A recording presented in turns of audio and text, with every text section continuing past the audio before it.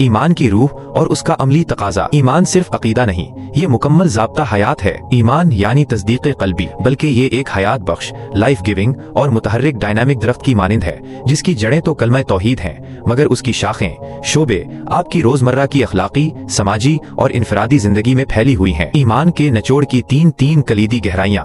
1. तौहीद, कलिमा की हाकमियत, the rule of तौहीद।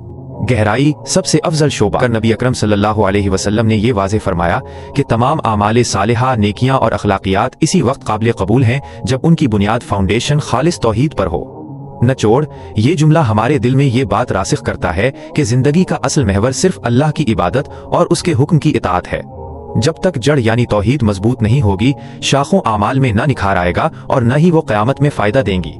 ये दरअसल एतकादी ईमान का खुलासा है। रास्ते से तकलीफ दह चीज हटाना को ईमान का अदनेज़ दर्जा करार देने में एक बहुत बड़ा फलसफा और फ़िक़ही इशारा पिन्हा है। ये अमल बज़ाहिर बहुत छोटा और दुनियावी सेक्युलर नजर आता है, मगर ये इस बात का ऐलान है कि ईमान का दायरा सिर्फ मखसूस इबादात, नमाज, रोज़ा तक महदूद नहीं, बल्कि इसमें आपके मुआशरती किरदार और शहरी जिम्मेदारी, सिविक ड्यूटी भी शामिल है। नचोड़, हकीकी मोमिन वो है जो न सिर्फ अपने खालिक का हक अदा करे बल्कि मखलूक खुदा के लिए आसानी पैदा करे। अगर आपकी नमाज बुलंद हैं लेकिन आप किसी को रास्ता देने को तैयार नहीं, या आपकी वजह से किसी को तकलीफ पहुंचती है, तो आपका अमली ईमान इस अदनेज़ शोबे की कमी की वजह से नाक़िस है।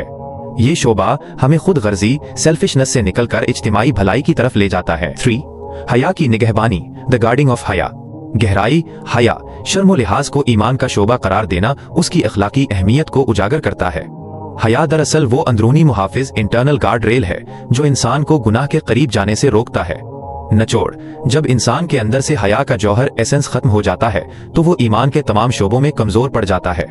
अगर हया बाकी है तो इंसान न जुबान से लघु बात निकालेगा, न आंखों से गलत देखेगा और न ही हाथ से खयानत करेगा।